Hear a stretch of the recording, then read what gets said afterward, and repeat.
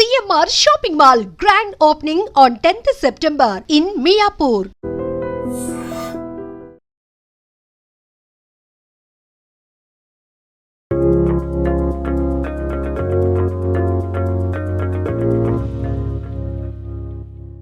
Hi guys, welcome to I dream. నేను మీ చాణక్య. ఈరోజు మన secrets of healthy lifestyle with చాణక్యలో మనం మాట్లాడుకోబోయే టాపిక్ ఏంటంటే హోమియోపతి. అలోపతి గురించి తెలుసు, అలాగే ఆయుర్వేదం గురించి తెలుసు. కాకపోతే ఈ హోమియోపతి అనేది కూడా చాలా సంవత్సరాల నుంచి ఎంతో అద్భుతమైన రిజల్ట్స్ ఇస్తున్నాయి అని చెప్పేసి చాలామంది అంటున్నారు. ఇన్ఫ్యాక్ట్ చెప్పాలంటే సైడ్ ఎఫెక్ట్స్ లేని ఈ వైద్యం గురించి కూడా చాలా ఎక్కువ మంది కంటే తక్కువ మంది దీన్ని నమ్ముతున్నారు, వెళుతున్నారు. అరే హోమియోపతి ఏముంది లేరా, 4 గుళికలు ఇచ్చేస్తారు, వేసేసుకుంటాం అంతే అని చెప్పేసి అంటారు. కాకపోతే దీని ద్వారా కూడా చాలా మంచి రిజల్ట్స్ అనేది కూడా వస్తున్నాయి అని కూడా చాలామంది డాక్టర్స్ చెప్తున్నారు. అండ్ వాడిన వాళ్ళు, నమ్మిన వాళ్ళ దగ్గర నుంచి రిజల్ట్స్ అనేది కూడా చూస్తున్నాం. అసలు ఈ హోమియోపతి ద్వారా మన లైఫ్ స్టైల్లో వచ్చే చేంజెస్ కానీ అండ్ దీర్ఘకాలిక వ్యాధులు అనేది కూడా ఉంటుంది. ఇన్ఫ్యాక్ట్ క్యాన్సర్ కానీ అండ్ అలాగే పిల్లలు పుట్టకపోవడం అనేది, ఇన్ఫర్టిలిటీ, ఇలాంటి విషయాలన్నిటి గురించి కూడా హోమియోపతిలో మెడిసిన్స్ ఉన్నాయా? మరి సైకలాజికల్ డిసార్డర్స్ గురించి కూడా హోమియోపతిలో మెడిసిన్స్ ఉన్నాయని కూడా కొంతమంది అంటారు. మరి ఇలా బోల్డ్ అనే డౌట్స్ అనేది కూడా నా మైండ్లో ఉన్నాయి అండ్ మీ మైండ్లో కూడా ఉంటాయి కదా. వీటన్నిటిని కూడా మనకు క్లియర్ చేయడానికి వస్తున్న హోమియోపతి డాక్టర్ భరద్వాజ్ గారు. మరి సార్తో మాట్లాడదాం, మరి హోమియోపతి గురించి నాలెడ్జ్ తెలుసుకుందాం. Hi sir. హాయ్ అండి. అదే హోమియోపతి డాక్టర్గా అయితే మిమ్మల్ని అడగడానికి బోల్డ్ అని డౌట్లు అనేది కూడా ఉన్నాయి. మరి అడిగేనా? Yeah, go ahead. Yeah sir, homeopathy medicines అనేది ఇన్ఫర్టిలిటీని కూడా మరి క్యూర్ చేయగలుగుతుందా? రైట్. సో ఇన్ఫర్టిలిటీ అనేది చాలా వాస్ట్ టాపిక్ అండి. ఇన్ఫర్టిలిటీ అనేది మనం ఎలా చూస్తామంటే ప్రైమరీ కాజెస్, సెకండరీ కాజెస్ అని చూస్తామన్నమాట. ప్రైమరీ కాజెస్ అంటే ఏంటంటే కొన్ని, ఫర్ ఎగ్జాంపుల్ ఏదైనా జెనెటిక్ డిఫెక్ట్స్ ఉన్నాయనుకోండి, అసలు ఎగ్గే ఫామ్ కావట్లేదు, స్పర్మే ఫామ్ కావట్లేదు అంటే అటువంటివి మనము క్యూర్ చేయడం అనేది చాలా కష్టం అనమాట. లేదు సెకండరీ ఇన్ఫర్టిలిటీ, ఆల్రెడీ పిల్లలు పుట్టారు, వీళ్ళకి ఏమైనా లైఫ్ స్టైల్ ప్రాబ్లమ్స్ ఉన్నాయి, సో మనము ఆ కాజ్ని బట్టి whether it can be treated or not అనేది చూస్తామన్నమాట. సో మనకు హోమియోపతికి వచ్చేటప్పుడు ఇన్ఫర్టిలిటీ అనేది మెయిన్గా న్యాచురల్గానే ఫర్టిలిటీని పెంచుకోవడం. ఫర్ ఎగ్జాంపుల్ ఇప్పుడు మీరు అలోపతి ట్రీట్మెంట్కి వెళ్ళారనుకోండి, సో వాళ్ళు హార్మోన్స్ ఇవ్వడము లేకపోతే ఇవి చేస్తారనమాట. మనం హోమియోపతిలో ఏం చేస్తామంటే ఏవైతే హార్మోన్స్ పోయాయో అవి న్యాచురల్గానే మళ్ళీ వచ్చేటట్లు చేసి సైడ్ ఎఫెక్ట్స్ లేకుండా చాలా కేసెస్లో మనము మళ్ళీ పిల్లలు అనేది పుట్టియచ్చు అనమాట. ఓకే.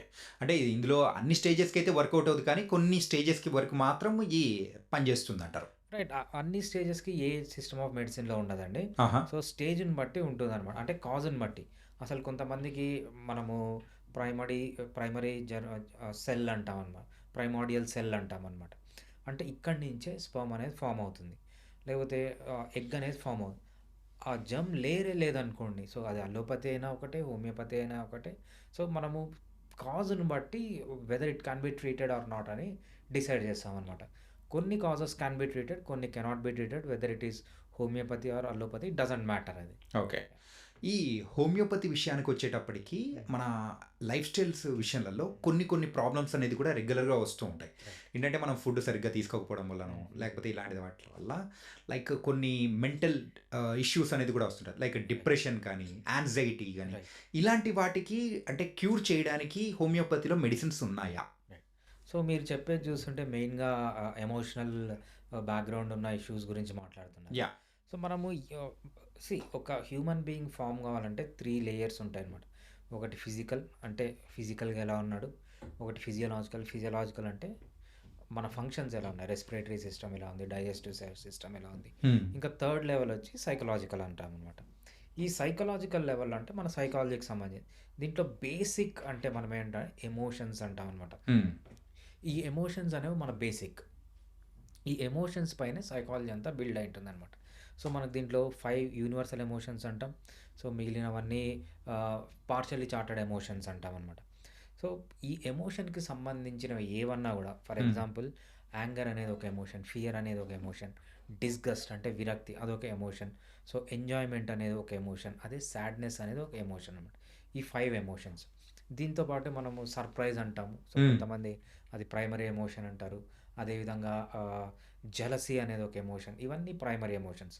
సో ఏ ఏ ఇష్యూ అయినా సో మనకు most of the problems psychological problems రావడానికి సో ఈ ఎమోషన్స్లోనే ప్రాబ్లం ఉంటుందన్నమాట. సో ఎమోషన్స్లో మళ్ళీ టైం లైన్ ఎమోషన్ ఎందుకు ట్రిగ్గర్ అవుతుంది, ఓకే, ఎమోషన్ ట్రిగ్గర్ కావడానికి మళ్ళీ 3 రీజన్స్ ఉంటాయి. హ్మ్. అదేంటి, కొత్త ఇన్సిడెంట్ అయిందా, మీ కళ్ళ ముందు ఏదైనా జరిగింది, హ్మ్. అది కొత్త ఇన్సిడెంట్ అనమాట. లేదంటే మీరు ఏదైనా ఊహించుకున్నారా, అది కూడా ఒక ట్రిగ్గర్. లేకపోతే మీ పాస్ట్లో ఏదన్నా జరిగితే అది మళ్ళీ మీ మెమరీకి వచ్చిందా. సో ఈ 3 టైప్ ఆఫ్ ట్రిగ్గర్స్ ఉంటాయన్నమాట. ట్రిగ్గర్ అయిన తర్వాత ఈ ఎమోషన్ ఒకసారి ట్రిగ్గర్ అయిన తర్వాత ఎలా ఎక్స్పీరియన్స్ అవుతున్నారు. సో ఎక్స్పీరియన్స్ అంటే ఏంటి, మీకు ఫిజియోలాజికల్ ఏమేమి, మీకు గుండె దడ వస్తుందా, చెమట పడుతుందా, హ్మ్. లేకపోతే ఏమవుతుంది, అది కంటిన్యూయేషన్ అనమాట. సో మీరు ఈ అవుట్‌కమ్ ఎలా ఉంది? మీరు ఎమోషన్‌ని ఎలా అవుట్‌కమ్ చేస్తున్నారు? ఫర్ ఎగ్జాంపుల్, ఒకరికి కోపం వచ్చిందంటే మొత్తం ఇరగ్గొడతాడు. యాహ్! ఒకడికి కోపం వస్తే చంపుతాడు. ఒకడికి కోపం వస్తే బయటికెళ్ళిపోతాడు. బయటికెళ్ళిపోయి కోపం తగ్గిన తర్వాత వస్తాడు. సో దాన్ని ఎమోషన్‌ని ఎలా హ్యాండిల్ చేస్తున్నాం? సో ప్రతి ఒక్క ఎమోషన్‌ని ఎలా ట్రిగ్గర్ అవుతుంది? అది ఎలా ఎక్స్‌పీరియన్స్ అవుతున్నాడు? దాన్ని ఎలా కంట్రోల్ చేస్తున్నాడు అనే దాన్ని బట్టి మనకు హోమియోపతిలో చాలా మంచి మెడిసిన్స్ ఉంటాయి. Hmm. So anger, fear, disgust, sadness, enjoyment, surprise, so ఏ ఎమోషన్ అన్నా తీసుకున్నప్పుడు సో దాని కాజ్ బట్టి అది ఎలా ఎక్స్‌ప్రెస్ అవుతుందని దాన్ని బట్టి, దాన్ని ఎలా కంట్రోల్ అవుతుందనే దాన్ని బట్టి కొన్ని థౌసండ్స్ ఆఫ్ మెడిసిన్స్ ఉన్నాయి మన హోమియోపతిలో. సో ఆ కరెక్ట్ మెడిసిన్ ఇచ్చినప్పుడు ఏంటంటే ఆ ఎమోషన్సే కాకుండా ఆ ఎమోషన్స్ వల్ల వచ్చే ప్రాబ్లమ్స్ కూడా చాలా వరకు హోమియోపతి యూజ్ చేసి కంట్రోల్ చేయొచ్చు. సో హోమియోపతిలో బేసిక్ మెడిసిన్సే మనము ఎమోషన్ లెవెల్‌లో యాక్ట్ చేస్తాయన్నమాట. ఓకే. ఓకే. బేసిక్ లెవెల్ అంటే ఈ సైకలాజికల్ ఇష్యూస్ ఎవరికి ఉన్నా, ఏమున్నా గానీ హ్మ్. అంత ఎఫెక్టివ్‌గా పనిచేస్తుందా సార్ ఈ హోమియోపతి అనేది? యాహ్! డెఫినెట్‌గా అండి. ఇప్పుడు మనం మాట్లాడింది ఎమోషన్స్. యాహ్! సో అదే విధంగా మనకు డిజార్డర్స్‌లోకెళ్దాం. హ్మ్. సో డిజార్డర్స్‌లోకెళ్ళినప్పుడు మనం ఏం ఫాలో అయితామంటే హ్మ్. ఐసీడీ-11 గాని లేకపోతే DSM-5 అంటామనమాట. Okay. Diagnostic and statistical manual of American psychiatric disorders. Hmm. So ఇదేంటంటే అమెరికన్ సైకియాట్రిక్ అసోసియేషన్ అని అమెరికన్‌లో ఒక సైకియాట్రిక్ అసోసియేషన్ ఉంది. వాళ్ళు రాసిన బుక్ అనమాట. మనము ప్రపంచం మొత్తం అదే బుక్ ఫాలో అవుతారు. ఓకే. ఆ బుక్‌లో మనకు డిఫరెంట్ టైప్స్ ఆఫ్ డిజార్డర్స్ ఉంటాయి. సో ఆ డిజార్డర్స్‌లో ఆల్మోస్ట్ అన్ని డిజార్డర్స్ మనకు సైకియాట్రీలో వచ్చే డిజార్డర్స్ అన్నీ. సో మనకు న్యూరో డెవలప్‌మెంటల్ డిజార్డర్స్ అంటాము, యాంగ్జైటీ డిజార్డర్స్ అంటాము. సో సెవరల్ డిజార్డర్స్ ఉన్నాయి. దీని మళ్ళీ క్లాసిఫికేషన్ ఉంటుందన్నమాట. హ్మ్. సో ఈ డిజార్డర్స్‌లో ఏదన్నా కూడా సో హోమియోపతిలో చాలా బాగా హ్యాండిల్ చేయొచ్చు. ఆటిజమ్స్ గానీ, ఏడీహెచ్‌డీ గానీ, లేకపోతే గ్లోబల్ డెవలప్‌మెంటల్ డిలేస్ గానీ, ఏ ఏ మెంటల్ డిజార్డర్ తీసుకున్నా హోమియోపతి అనేది చాలా బాగా పనిచేస్తుంది. ఎందుకంటే హోమియోపతి మెడిసిన్సే ఎలా డిజైన్ చేయబడిందంటే to act on emotions. Emotions అనేది basic for our higher psychologic basis వచ్చి ఎమోషన్ అనమాట. ఏదన్నా ఎమోషనల్ లెవెల్‌లోనే డిస్టర్బెన్స్ వస్తే హ్మ్. వేరే డిస్టర్బెన్సెస్ కూడా వస్తాయి కాబట్టి ఆ ఎమోషన్స్‌ని హ్యాండిల్ చేసి ఏ డిసీజెస్ అన్నా మనకు DSM-11 గానీ ఆల్మోస్ట్ ఆల్ డిసీజెస్‌కి మనకు మంచి ట్రీట్మెంట్ అనేది హోమియోపతిలో దొరుకుతుంది. Oh! It was nice sir. ఏంటంటే సైకలాజికల్ ఇష్యూస్ పరంగా అయితే హ్మ్. సో హోమియోపతిలో బెటర్ రిజల్ట్స్ అనేది కూడా ఉంటాయి అని మీరు అంటున్నారు రైట్. కాబట్టి, ఈ మనకు ఎప్పుడైనా కానీ ఇలాంటి సైకలాజికల్ ఇష్యూస్ ఏదన్నా వచ్చినప్పుడు ఫస్ట్ మనకు అటాక్ అయ్యేది మన నర్వ్ సిస్టమ్. రైట్. ఏంటంటే ఆ బ్లడ్ ప్రెషర్ కానీ, ఆ రైట్. నర్వ్ కానీ, మనము పానిక్ అయ్యే సిట్యుయేషన్స్ కానీ రైట్. వాటన్నిటికి కూడా తగ్గించే దానికి తగ్గట్టు అంటే పర్సన్ టు పర్సన్ తగ్గట్టు మెడిసిన్ అనేది కూడా మారుస్తూ ఉంటారా? లేకపోతే కామన్‌గా ఉంటుందా? సీ అది చాలా మంచి క్వెషన్ అండి. ఎందుకంటే ఫర్ ఎగ్జాంపుల్ మీరు ఫీవర్ వచ్చిందనుకోండి. యాహ్! ఫీవర్ 100 మందికి ఫీవర్ వచ్చినా పారాసిటమాలే ఇస్తారు. హ్మ్. బట్ హోమియోపతిలో అలా కాదు.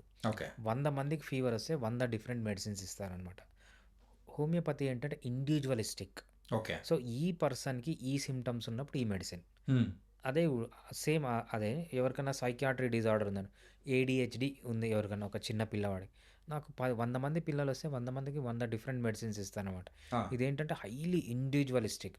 ఆ పర్సన్‌కి సీ ఒక పర్సన్ అనేవాడు డిఫరెంట్‌గా ఎక్స్‌ప్రెస్ అవుతాడు. దాని ఎక్స్‌ప్రెషన్ సింప్టమ్ బేస్డ్ ట్రీట్మెంట్ ఉంటదనమాట. ఈ పర్టిక్యులర్ సింప్టమ్‌కి ఈ మెడిసిన్ అని ఉంటుంది తప్పితే, ఈ డిసీజ్‌కి ఈ మెడిసిన్ అనేది ఉండదనమాట. హుహు. సింప్టమ్స్ సేమ్ డిసీజ్‌లోనే సింప్టమ్స్ మారితే మెడిసిన్ అనేది కూడా మారుతుంది. సో, అంత ఇండివిడ్యువలిస్టిక్‌గా చేస్తాం కాబట్టి హోమియోపతిలో అది జెనెటిక్ లెవెల్‌లో యాక్ట్ చేసి మంచి రిజల్ట్స్ అనేది హోమియోపతిలో చూపిస్తుంది. Even okay. సైకియాట్రిక్ డిజార్డర్స్‌లో కూడా అంతే. సో, స్కిజోఫ్రీనియా అనుకోండి. స్కిజోఫ్రీనియా అంటే మామూలుగా మనము పిచ్చి అంటుంటాం. హ్మ్. సో, చాలా డిఫరెంట్ ఎక్స్‌ప్రెషన్స్ ఉంటాయన్నమాట. డిఫరెంట్ కాజేషన్స్ ఉంటాయి. దాన్ని పట్టుకొని మనం ట్రీట్ చేసినప్పుడు ఏంటంటే డిఫరెంట్ మెడిసిన్ ఇచ్చినప్పుడు ఎఫెక్ట్ అనేది చాలా బాగుంటది. కానీ సార్ ఆ! అలోపతిలో ఏదైనా గానీ మెడిసిన్స్ మనం తీసుకున్నామంటే ఇమ్మీడియేట్‌గా ఇప్పుడు ఫర్ ఎగ్జాంపుల్ హెడేక్ వస్తుంది. Headache hmm. వస్తుంది అని హ్మ్. అనుకున్నప్పుడు ఓ టాబ్లెట్ ఏసుకునగానే హ్మ్. సో వితిన్ మినిట్స్ ఆర్ హవర్స్‌లో తగ్గిపోతది. Hmm. Hmm. So we can see that kind of results. Hmm. కానీ కమింగ్ టు ద హోమియోపతి ఎలా ఉంటది హ్మ్. సార్? హోమియోపతి స్లో అనేది చాలామంది అనుకుంటారు. హ్మ్. అది పెద్ద అపోహ అనమాట. సో, ఇప్పుడున్న అడ్వాన్స్డ్ మెడిసిన్స్ హోమియోపతి ఇప్పుడున్న మనము ఏఐ యూజ్ చేసి, ఆర్టిఫిషియల్ ఇంటెలిజెన్స్ యూజ్ చేసి మనం మంచి మెడిసిన్ ప్రిస్క్రైబ్ చేయగలిగితే అలోపతి కంటే ఫాస్ట్‌గా రిజల్ట్ అనేది మనం చూడొచ్చు. హుహు. ఫర్ ఎగ్జాంపుల్ నేనొక చిన్న ఎగ్జాంపుల్ చెప్తాను. 2023 జూలై 30 జూలై ఆగస్ట్ 15థ్ ఆ టైంలో హ్మ్. 11:00 పడుకొనున్నాను నేను. ఓకే. నా ఫోన్ రింగ్ అవుతూనే ఉంది. సో, మామూలుగా ఆ టైంలో ఇంకా ఫోన్ లిఫ్ట్ చేయను. బట్ మాట్లాడాను. మాట్లాడితే ఒక ఫాదర్ హ్మ్. వాళ్ళ బేబీ పుట్టి జూలై 31 డెలివరీ అయింది. నియోనేటల్ జాండీస్ అంటామనమాట. అంటే పుట్టిన పిల్లల్లో జాండీస్ అంటాం కదా! యాహ్! నియోనేటల్ జాండీస్ అంటామనమాట. ఆ బేబీకి ఆ జాండీస్ ఉంది. ఎవ్రీ 2 డేస్ హాస్పిటల్‌కెళ్ళాలి, బ్లడ్ తీయాలి, హ్మ్. లైట్ కింద పడుకోబెట్టాలి. ఇదే అయిపోతున్నాడు. ఎవ్రీ డే బేబీకి బ్లడ్ తీయడం ఆయన ఫోన్ చేశారు. "సార్ ఇలా ప్రాబ్లమ్ ఉంది. మేము తట్టుకోలేకపోతున్నాము. మీరేమన్నా చేయగలరా?" సో, 11:30 టైము 12:00కి రమ్మని చెప్పారు. 11:00 కాల్ వచ్చింది. 11:30కి రమ్మని చెప్పాము. 11:30 నుంచి 12:00 వరకు కేస్ తీసుకున్నాము. రాత్రి మెడిసిన్ ఇచ్చాను. హ్మ్. ఎవ్రీ అవర్‌కి ఒక 2 పిల్స్ వేయండి. హ్మ్. పొద్దున ఏమైందంటే అడ్మిషన్ కోసం ఎళ్లారు. అడ్మిషన్ కోసం ఎళ్తే మీ బ్లడ్‌లో లెవెల్స్ బానే ఉన్నాయి. అడ్మిషన్ అవసరం లేదని పంపించారు. సో, అంతంత సీరియస్ డిసీజెస్ అంత ఫాస్ట్‌గా తగ్గుతున్నాయి. సో, నేనిక్కడ చెప్పేదేంటంటే కరెక్ట్ మెడిసిన్ ఇస్తే హోమియోపతిలో మెడిసిన్ సూట్ అయితే రిజల్ట్స్ అనేవి చాలా క్విక్‌గా ఉంటాయి. ఓకే. కానీ మరి అలాంటి క్విక్ రిజల్ట్స్ కానీ హ్మ్. అండ్ దాంతో పాటు ఎఫెక్టివ్‌గా ఉండడం, హ్మ్. సైడ్ ఎఫెక్ట్స్ అనేది కూడా చాలా మినిమల్‌గా ఉండే ఈ హ్మ్. హోమియోపతి సైడ్ హ్మ్. పీపుల్ రావడానికి కూడా ఎందుకు అంత ఎక్కువగా ఇంట్రెస్ట్ చూపించట్లేదు అనుకోవచ్చు. హ్మ్. ఎందుకంటే వెళ్తే ఆయుర్వేదం సైడ్ వెళ్ళిపోతారు. హ్మ్. ఇంకొకరు వెళ్ళిపోతే అలోపతి సైడ్ వెళ్ళిపోతారు. హ్మ్. కానీ ఈ హోమియోపతి సైడ్ రావాలంటే వెరీ మినిమలిస్టిక్‌గానే ఉంటారు. ఎందుకలాగా? రైట్. మనము ఎక్కడ ఎక్కువ పాపులారిటీ ఉంటే అక్కడే జనాలనేవాళ్ళు ఎళ్తూ ఉంటారనమాట. సో, హోమియోపతికి ఇన్ని రోజులు చాలా బ్యాడ్ నేమ్ ఉన్నింది. ఫర్ ఎగ్జాంపుల్ మనము బాబు గోగినేని లాంటి వాళ్ళున్నారు. ఎవరైతే సైంటిఫిక్ రీసెర్చ్ అంటారో, ఆ! సో, వాళ్ళ దృష్టిలో హోమియోపతి సైంటిఫిక్ కాదనమాట. హుహు. సో, ఈవెన్ నేను 2002లో హోమియోపతి జాయిన్ అయ్యాను. 2008 హోమియోపతి కంప్లీట్ అయిపోయింది. నేను హోమియోపతి సైంటిఫిక్ కాదనుకోని హోమియోపతి వదిలేసి I did masters in clinical research. హ్మ్. క్లినికల్ రీసెర్చ్ అంటే కొత్త మెడిసిన్స్ పైన, కొత్త రైట్. డివైజెస్ పైన, లేకపోతే కొత్త సర్జికల్ టెక్నిక్స్ పైన హ్మ్. ఆహ్, ఆహ్, ప్రజలకొచ్చే ముందు రీసెర్చ్ చేసేది నేను మాస్టర్స్ చేసి యూకే ఎళ్ళిపోయా నేను. హ్మ్. I two thought that homeopathy is not scientific. Let's leave. Even though నేను 2003 నుంచి హోమియోపతి ప్రాక్టీస్ చేసేవాడిని కాలేజీలో ఉన్నప్పుడు. హ్మ్. మంచి రిజల్ట్స్ చూసాను. సూపర్ రిజల్ట్స్ చూసాను. బట్ 2008లో నేను వదిలేసి ఎళ్ళిపోయాను. రీజన్ ఏంటి అంటే సింపుల్. నేను గాని, సైంటిఫిక్ కమ్యూనిటీ గాని కన్విన్స్ అయిందేంటంటే హ్మ్. హోమియోపతి మెడిసిన్ అనేది డమ్మీ. హ్మ్. దాంట్లో మెడిసిన్ ఒక్క మెడిసిన్ గూడా లేదు. ప్లాసిబో అని అంటే అప్పుడున్న టెక్నాలజీకి అది తెలియదు. ఓకే. బట్ 2010లో ఒక రీసెర్చ్ జరిగింది. ప్రొఫెసర్ జేఎస్ బల్లారే మీరు చూసుకోవచ్చు. హ్మ్. ఎవరైనా చూసేవాళ్ళు. ప్రొఫెసర్ జేఎస్ బల్లారే ఈయన ఐఐటీ ముంబైలో కెమికల్ ఇంజినీర్. హ్మ్. Head of the department. IIT ముంబైలో కెమిస్ట్రీ డిపార్ట్మెంట్‌కి హెచ్ఓడి. హ్మ్. ఈయన వరల్డ్ ఫేమస్ కెమిస్ట్ అనమాట. సో, మీరు ఆయన వందల పేపర్లు ఆయన యూఎస్, యూకే ఎక్కడన్నా ఫెలోషిప్స్ ఉన్నాయి ఆయనవి. హ్మ్. ఆయన ఒక సింపుల్ రీసెర్చ్ చేశారు. ఓకే. ఆ రీసెర్చ్‌లో 2010లో చేసిందేంటంటే హోమియోపతి మెడిసిన్ అనేది డమ్మీ కాదు. హ్మ్. దీంట్లో యాక్టివ్ ఇంగ్రీడియంట్ ఉంది. ఈ యాక్టివ్ ఇంగ్రీడియంట్ అనేది నానో పార్టికల్స్ రూపంలో ఉంది. Nano technology. So, homeopathy methods of preparation అనేది 2 మెథడ్స్ ట్రిచ్యురేషన్ అండ్ సక్కషన్ అంటామనమాట. హ్మ్. ట్రిచ్యురేషన్ అండ్ సక్కషన్ అనేది ఓల్డ్ మెథడ్. సో, దీన్నే యూజ్ చేసి ఇప్పుడు క్యాన్సర్‌కి ఎవరైతే నానో పార్టికల్స్ తయారు చేస్తున్నారో ఇవే టెక్నాలజీ యూజ్ చేసి ఇప్పుడు చేస్తున్నారు. వీళ్ళు ఇప్పుడు చేసే నానో టెక్నాలజీ అనేది హోమియోపతి 250 ఇయర్స్ ముందే చేసింది. హ్మ్. హోమియోపతి మెడిసిన్స్‌లో యాక్టివ్ ఇంగ్రీడియెంట్ ఉంది. దానికి ఒక బయోలాజికల్ యాక్టివిటీ ఉందని ఆయన కనుక్కొని నానో పార్టికల్ స్ట్రక్చర్ కూడా ఇచ్చారు. మధ్యలో ఒక యాక్టివ్ ఇంగ్రీడియెంట్ ఉంటుంది. దాని చుట్టూ ఒక లాక్టోస్ కోట్ ఉంటుంది. దాని చుట్టూ ఒక మీసోపోరస్ సిలికాన్ కోట్ ఉంటుంది. అదొక నానో పార్టికల్. హ్మ్. ఆ నానో పార్టికల్ లెంత్, దాని కాన్సంట్రేషన్ లెంత్ ఉంటుందంటే అరౌండ్ 5-10 నానోమీటర్స్ లెంత్ ఉంటుంది. కాన్సంట్రేషన్ అంటే 100 to few thousand picograms per ml అని ఆయన కనుక్కున్నారు. ఇది హోమియోపతి రూపురేఖలే మార్చేసింది.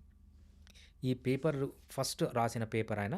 ఆ తర్వాత సబ్సిక్వెంట్‌గా అది హోమియోపతి మందు ఎలా పనిచేస్తుంది, సో ఇంకా డెప్త్ ఎళ్లి రీసెర్చ్ చేసి ఒక 4, 5 పేపర్స్ రాశారు. ఎప్పుడైతే ఈ పేపర్స్ చూసారో మళ్ళీ నేను హోమియోపతి స్టార్ట్ చేయడం ప్రాక్టీస్ చేశాను. ఓకే. హోమియోపతికి ఇంతవరకు మెయిన్‌గా ఉన్న ప్రాబ్లమ్ ఏంటంటే చాలామంది ఇంక్లూడింగ్ నాలెడ్జ్ ఉన్న హోమియోపతి డాక్టర్స్ కూడా అసలు మందే కాదు అనేవాళ్ళు. బట్ అదంతా వెళ్ళిపోయింది. 2010 నుంచి హోమియోపతిలో ట్రమండస్ రీసెర్చ్ జరుగుతుంది.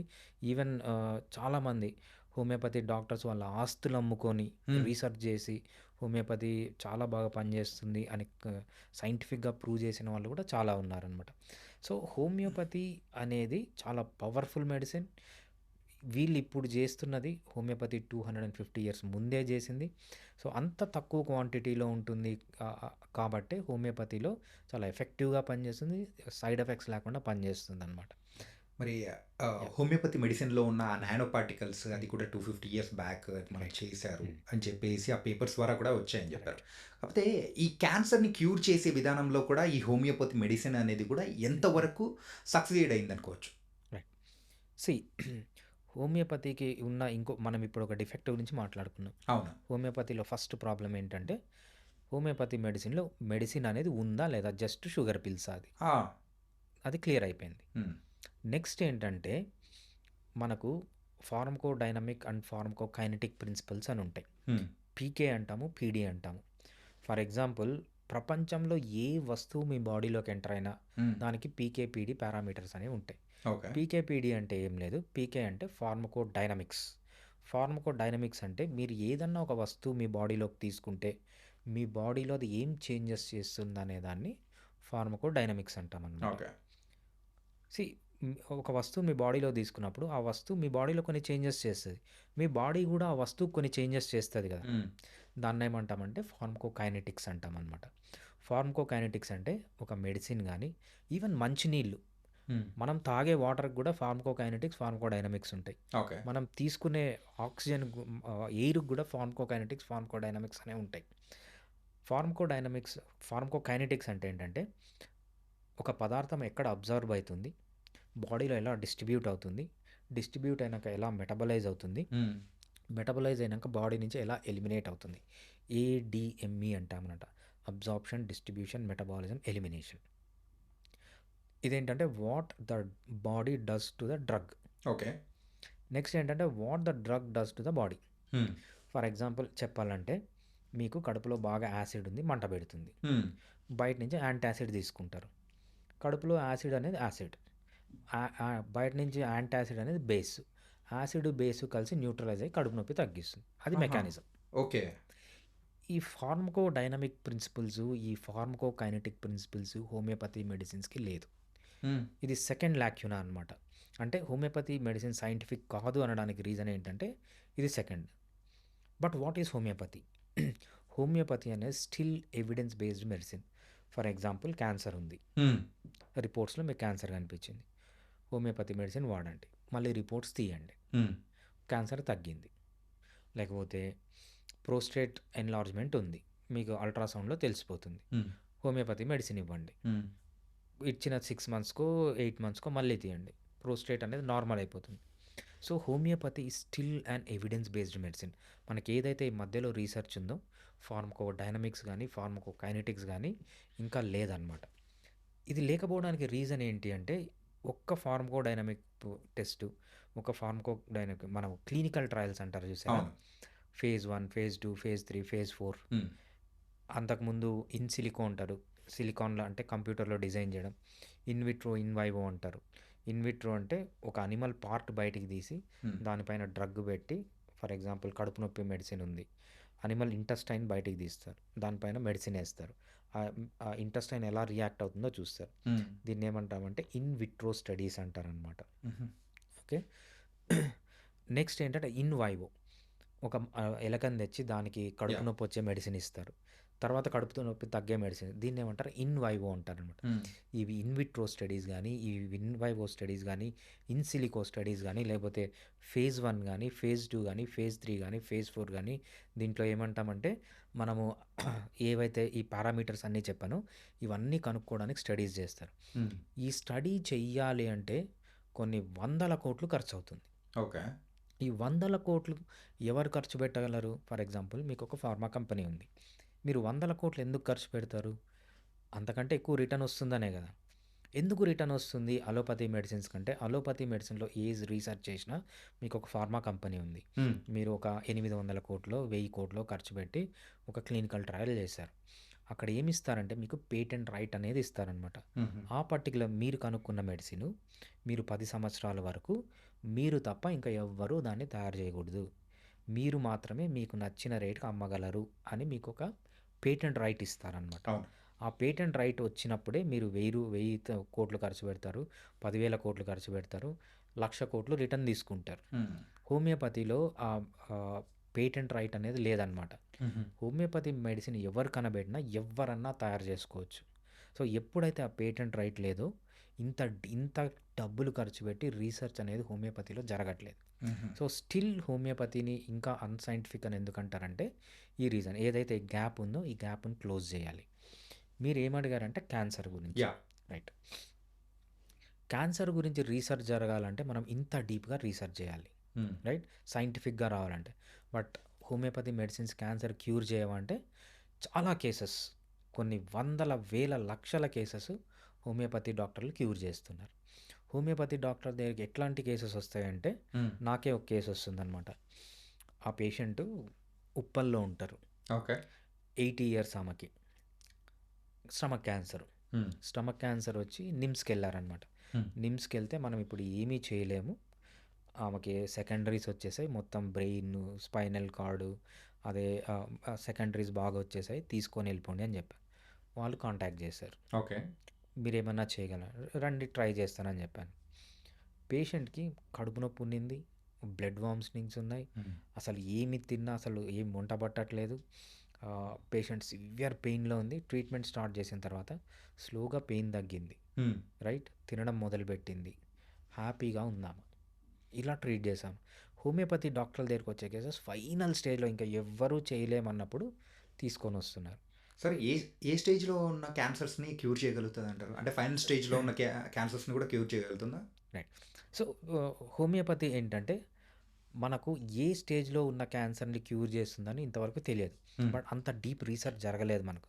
But most of the homeopathy doctors చాలామంది చాలా క్యాన్సర్ కేసెస్ ట్రీట్ చేశారు, క్యూర్ చేశారు. హ్మ్.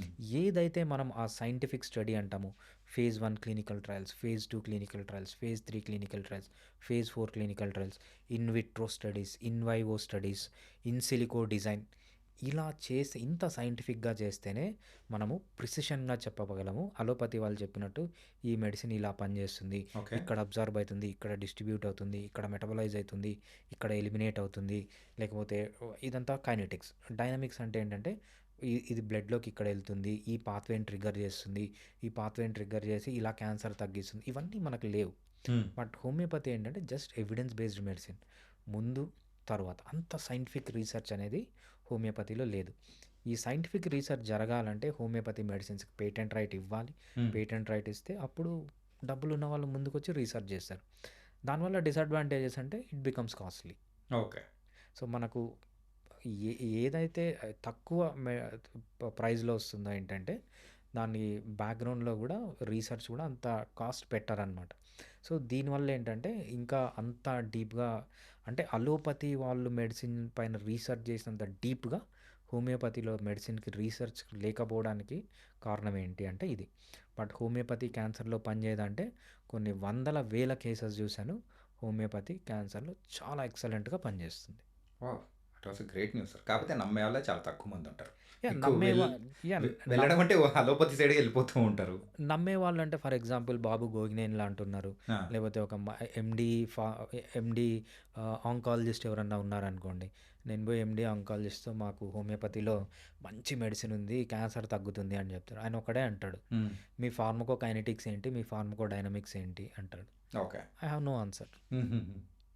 అంటే ఆ లెవెల్‌లో రీసెర్చ్ జరిగినప్పుడు వేరే సిస్టమ్ ఆఫ్ మెడిసిన్ కంటే అన్నిటికంటే హోమియోపతి డెఫినెట్గా ముందుంటుంది. యాజ్ ఆఫ్ నౌ చాలామంది చాలా కేసెస్ క్యూర్ చేస్తున్నారు.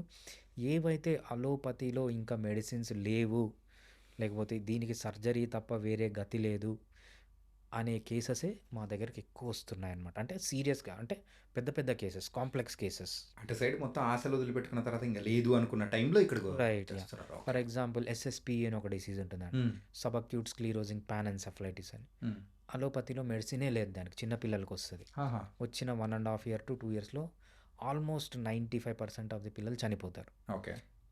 అటువంటి కేసెస్ కూడా హోమియోపతిలో నేనే ట్రీట్ చేస్తాను. నాకు ఒక 500 to 600 కేసెస్ నేను ట్రీట్ చేస్తున్నాను. హుహు. చాలా ఎక్సలెంట్ రిజల్ట్ ఉంది. నేను ట్రీట్ చేసిన ఆల్మోస్ట్ అన్ని కేసెస్లో మంచి రిజల్ట్ వచ్చింది. హ్మ్. అలోపతిలో దానికి ట్రీట్మెంటే లేదు. ఓకే. అదేవిధంగా క్రుడ్జిఫెల్డ్ జాకబ్ డిసీజ్ అని ఉందన్నమాట. క్రుడ్జిఫెల్డ్ జాకబ్ డిసీజ్ అనేది దీనికంటే భయంకరమైన డిసీజ్. హ్మ్. నేను ట్రీట్ చేసిన ఆల్మోస్ట్ అన్ని కేసెస్లో మంచి రిజల్ట్ వచ్చింది. బట్ డెత్ కూడా చాలా ఉంది దాంట్లో. But we have an answer for many of the diseases where allopathy don't have answer. ఈ క్రిచిఫెల్ జాకబ్ డిసీజ్ అంటే ఏంటి సార్ అది? యా, క్రిడ్జిఫెల్డ్ జాకబ్ డిసీజ్ని మనం ప్రయాన్ డిసీజ్ అంటాము. ఆ! అదేం లేదనమాట. సో ఇది ఒక అంటే మెడికల్ ఫీల్డ్లో ఉన్న వాళ్ళకి ఇది ఒక డిఫరెంట్ వెరైటీ ఆఫ్ డిసీజ్. హ్మ్. ఈ డిసీజ్ ఎవరికి వస్తుందంటే కెనిబల్స్ ఉంటారు చూసారా. ఆ! కెనిబల్ అంటే ఏంటంటే మనిషి మాంసం మనిషి తినేవాళ్ళు, యాహ్! ఇటువంటి వాళ్ళలో ఎక్కువగా వస్తుంటుంది అనమాట. అదే కాకుండా బ్రెయిన్ పార్ట్స్ తింటుంటారు. బేజా అని గొర్రె ఆ! యాహ్! యాహ్! యా బేజా అని ఆ! బ్రెయిన్ ఫ్రై అని తింటుంటారు. వీళ్ళల్లో వచ్చే ఛాన్స్ ఉంటుంది. అదేవిధంగా స్పొరాడిక్గా అంటే ఏమీ తినరు బట్ వచ్చే ఛాన్స్ ఉంటుంది అనమాట. ఈ డిసీజ్ ఏంటంటే మీకు ప్రోటీన్ ఫామ్ అవుతుంది బాడీలో. ఓకే. ఈ ప్రోటీన్ ఫామ్ అయిన తర్వాత అది ఫోల్డ్ జరగాలి. ప్రోటీన్ ఇలా ఉంటుంది రైట్. హ్మ్. ఫామ్ అయిన తర్వాత అది పర్టికులర్ టైప్గా ఫోల్డ్ అయితేనే దాని ఎఫెక్ట్ ఉంటుంది. హ్మ్. ఎప్పుడైతే అది ఫోల్డ్ కాదో దాని ఎఫెక్ట్ పోతుంది అనమాట. అది ఫోల్డ్ కాకుండా కావాల్సిన లాగా ఇంకో రకంగా ఫోల్డ్ అయ్యి ప్యాథాలజీని సృష్టిస్తున్నాడు. ప్యాథాలజీ అంటే ప్రాబ్లమ్స్ ప్రాబ్లమ్స్ బ్రెయిన్లో. ఈ ప్రాబ్లం రావడం వల్ల ఏంటంటే వితిన్ మ్యాక్సిమం 1.5 ఇయర్లో మనిషి అనేవాడు చనిపోతాడు డిసీజ్ వచ్చిన తర్వాత. హుహుహు.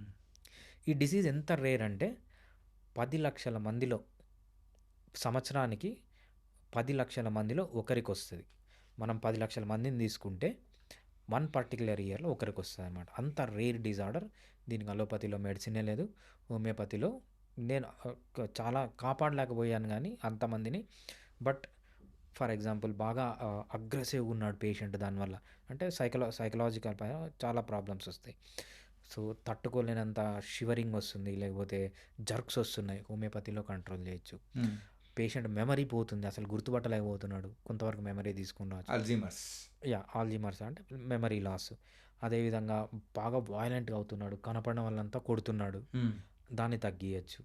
సో పేషెంట్ని కామ్ డౌన్ చేసి కూల్ డౌన్ చేసి ప్రశాంతమైన డెత్ని అయితే ఇవ్వచ్చు పేషెంట్కి. సో అలోపతిలో నో మెడిసిన్ దానికి. మీరు చెప్తూ ఉంటే మార్కెట్‌లోకి కొత్త వ్యాధులు వచ్చేసారు అన్నట్టు అనిపిస్తోంది. Yeah. యాహ్! సార్ ఇప్పుడు క్యాన్సర్ గురించి చెప్పారు. Hmm. So different types of emotions ఎలా ఉంటాయో Hmm. దానిలో కూడా క్యూర్ చేయడానికి అండ్ ఇన్‌ఫాక్ట్ అలోపతిలో కూడా క్యూర్ చేయలేని వాటిని కూడా ఇక్కడ హోమియోపతిలో క్యూర్ చేయొచ్చు అని చెప్పేసి అని అంటున్నారు.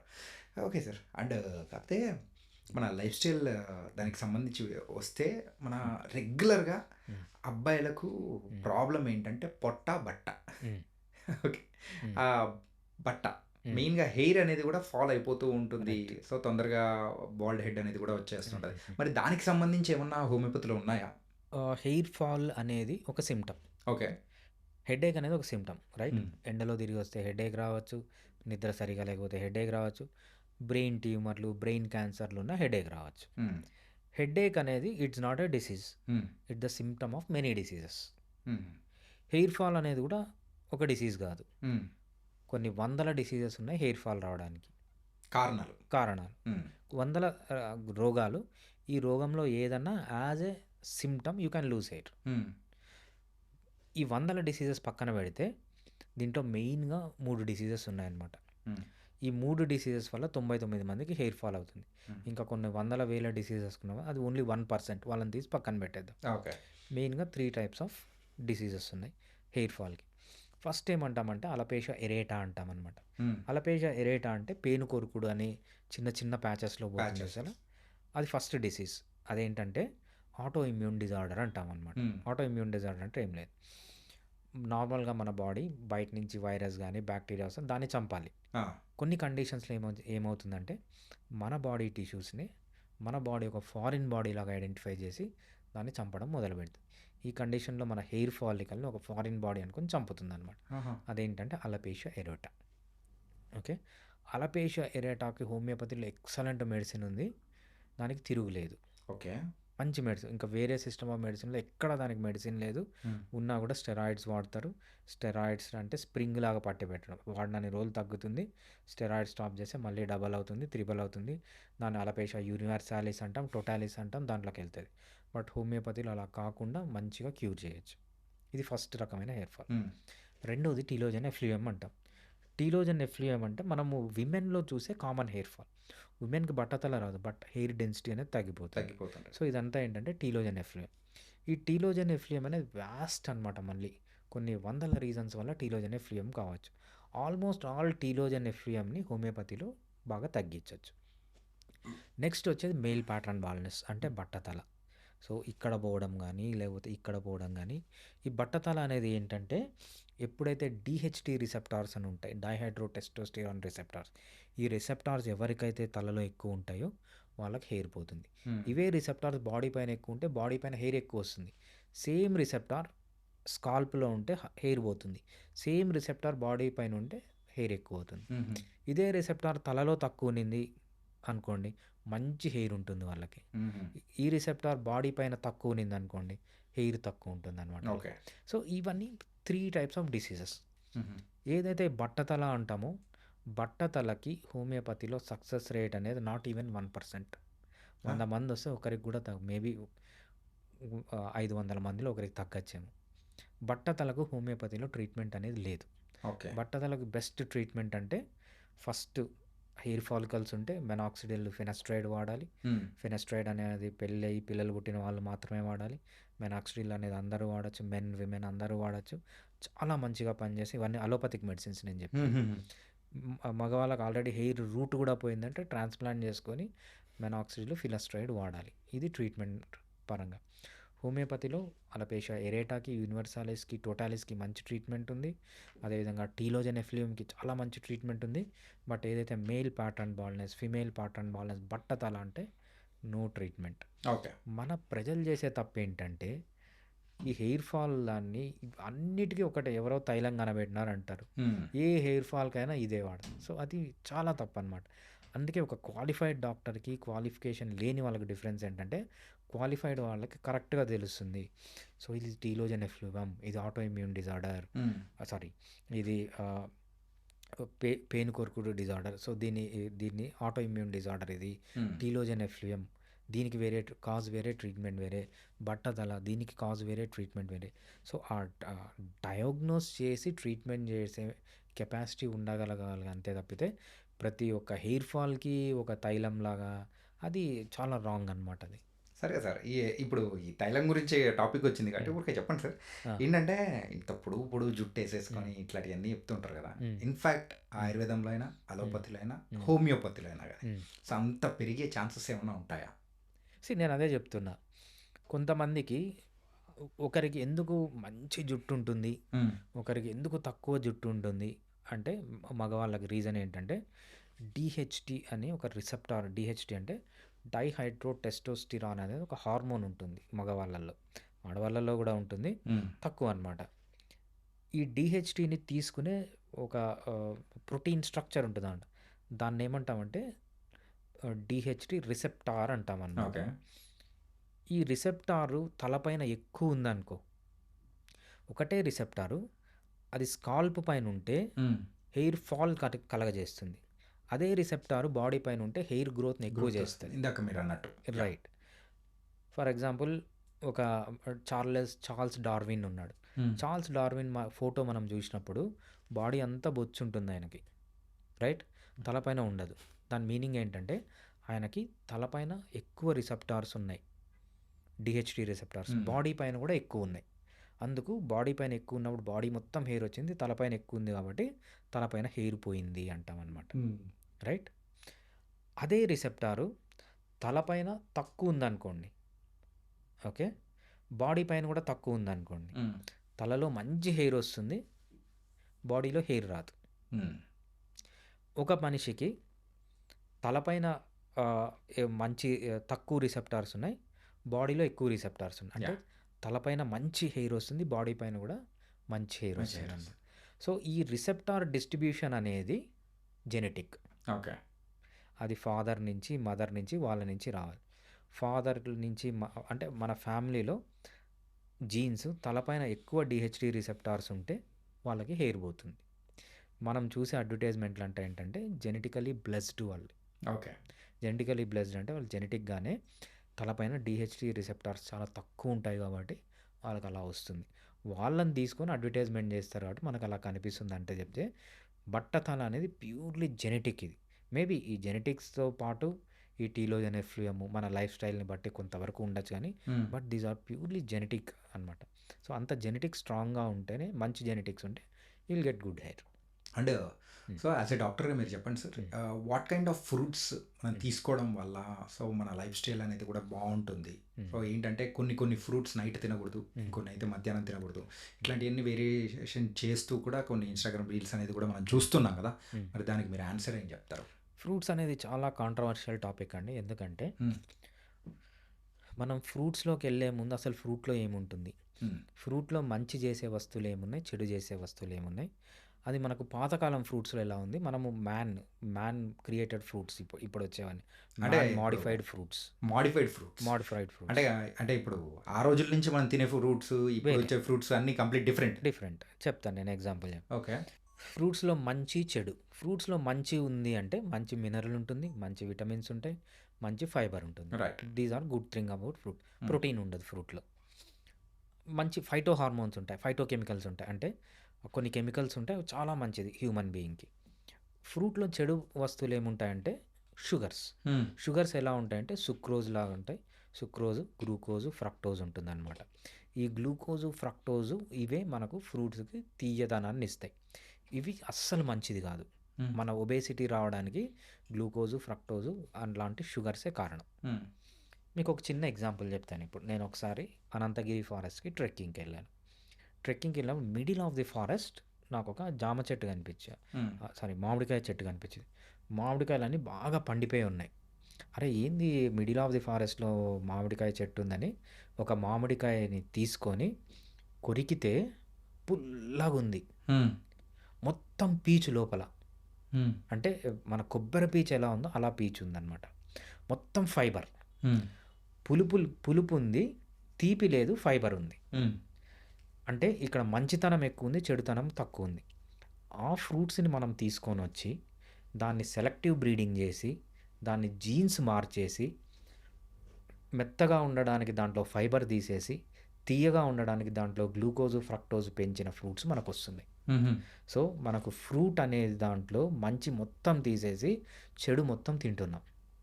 సో ఈ ఫ్రూట్స్ అనేవి నేచురల్గా దొరికి మంచి పులుపు బాగుండి, తీపి తక్కువ ఉండి, మంచి ఫైబర్ ఉండే ఫ్రూట్స్ హెల్దీ.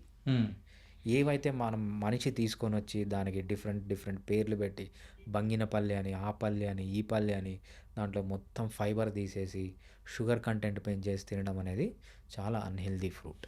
అంటే ఇప్పుడు మీరు చెప్తున్నట్టు ఏ ఫ్రూటు మంచిది కాదన్నట్టు మీరు అంటున్నట్టు? ఏ ఫ్రూటు కాదు. మనకు ఫ్రూట్ మంచిదా చెడుదా అంటే సింపుల్. తీపి తక్కువ ఉండాలి, ఫైబర్ ఎక్కువ ఉండాలి, that is good fruit. Okay. అదేవిధంగా నేను ఒకసారి మనకు వెంకటగిరిలో పోలేరమ్మ జాతర అని జరుగుతుంది ఇయర్లీ వన్స్. అక్కడికి వెళ్ళేటప్పుడు పెంచిన కోన అని ఒక చిన్న ఫారెస్ట్ వస్తుంది. ఆ ఫారెస్ట్కి ట్రెక్కింగ్కి వెళ్ళాను నేను. ట్రెక్కింగ్కి వెళ్ళే ముందు అక్కడ ఒక టెంపుల్ ఉంటుంది, నరసింహస్వామి టెంపుల్ ఉంటుంది. ఆ టెంపుల్ దగ్గర ఒక ముస్సలామ కూర్చొని కొన్ని పండ్లు అమ్ముతుంది.